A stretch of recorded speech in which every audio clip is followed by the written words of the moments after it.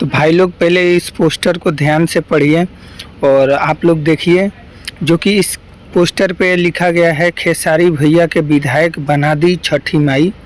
ये सॉन्ग भैया बहुत ही बेहतरीन है और पता नहीं ये इतना तेज़ी से वायरल हो रहा है। जैसे आप लोगों को पता है कि खेसारी भैया गए थे छपरा, अचानक से इतना लोग आ गए थे, पूरे छपरा को लोग ही पूरा जुट चुके थे वहाँ पे और पूरा सिस्टम जाम हो गया था।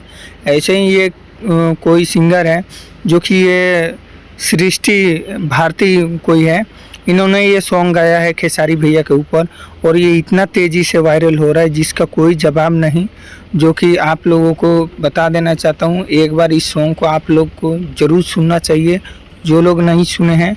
और आप लोगों को लगता होगा कि ये प्रमोशन वीडियो है, तो मैं कोई प्रमोशन वीडियो नहीं बनाता हूँ और नहीं हमको कोई पैसा मिलता है। बस आप लोग सब्सक्राइब करते हैं, बस वही मेरे को एक सब्सक्राइब